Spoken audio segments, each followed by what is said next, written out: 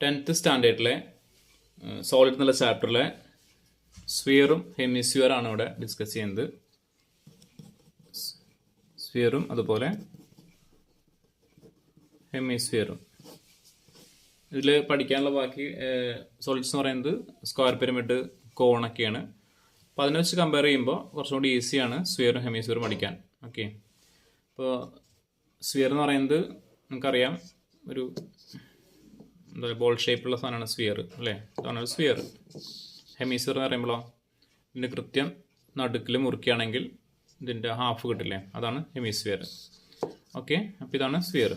അതുകൊണ്ട് തന്നെ ഞാൻ സ്ഫിയർ തൽക്കാലം ഇങ്ങനെ വരയ്ക്കാം. ഓക്കെ, റേഡിയസ് ഉണ്ടായിരിക്കും. റേഡിയസ് ഇതിന് എന്താ പറയുക, എഡ്ജസും അല്ലെങ്കിൽ സൈഡ്സൊന്നും ഇല്ല, അതിലുള്ള റേഡിയസ് ആണ്. അതുകൊണ്ട് തന്നെ നമുക്ക് ആദ്യം എൻ്റെ വോളിയത്തിൻ്റെ ഇക്വേഷൻ പഠിക്കാം. വോളിയം എന്താ? Volume is equal to 4/3 πr³ ആണ് ഇതിൻ്റെ വോളിയം. സ്ഫിയറിൻ്റെ വോളിയം എന്ന് പറയുന്നത് 4/3 πr³ ആണ്. ഓക്കെ, ഇനി ഇതിൻ്റെ സർഫേസ് ഏരിയ, ഇതിന് ലാറ്ററൽ അല്ലെങ്കിൽ കർവ്ഡ് ടോട്ടൽ അങ്ങനെയൊന്നും പറയണ്ട, അതിന് ആകെ സർഫേസ് ഏരിയ പച്ച കാണുന്നതാണ് ടോട്ടൽ സർഫേസ് ഏരിയ. ഓക്കെ, അപ്പോൾ സർഫേസ് ഏരിയ മാത്രമേ ഇതിനുള്ളത്. സർഫേസ് ഏരിയ ഈക്വൽ ടു എന്താ വരിക? 4πr² ആണ് ഇതിൻ്റെ സർഫേസ് ഏരിയ. ആകെ രണ്ട് ഇക്വേഷൻ പഠിക്കാനുള്ളൂ. സ്ഫിയറിൻ്റെ വോളിയം എന്ന് പറയുന്നത് 4/3 πr³ഉം സർഫേസ് ഏരിയ എന്ന് പറയുന്നത് 4πr² ആണ്. Okay, volume is equal to 4/3 πr³, surface area is equal to 4πr². Okay, ഇനി ഹെമിസ്ഫിയർ ഞാൻ നേരത്തെ പറഞ്ഞ പോലെ എന്താണ്, ഇത് കൃത്യം നടു കട്ടിയാണെങ്കിൽ നമുക്ക് കിട്ടുന്നതാണെന്ത്? Surface hemisphere. Okay, yes. അപ്പോൾ ഇതിൻ്റെ വോളിയം എന്താ വരിക? സ്ഫിയറിൻ്റെ നേരെ പകുതിയാണ് ഹെമിസ്ഫിയർ. അപ്പോൾ വോളിയം എന്ത് വരും? സ്ഫിയറിൻ്റെ വോളിയം എന്താ? 4/3 πr³. അപ്പോൾ അതിൻ്റെ പകുതിയുടെ വോളിയം എന്ത് വരിക? 4/3 എന്ന് പറയുമ്പോൾ 2/3 πr³ ആണ് ഹെമിസ്ഫിയറിൻ്റെ വോളിയം വരുന്നത്. ഓക്കെ, ഇനി ഇതിന് കട്ട് ചെയ്യുമ്പോൾ ഇവിടെ ഒരു സർക്കിളാണുള്ളത്, അല്ലേ? ഓക്കെ, പിന്നെ ഈ പോർഷൻ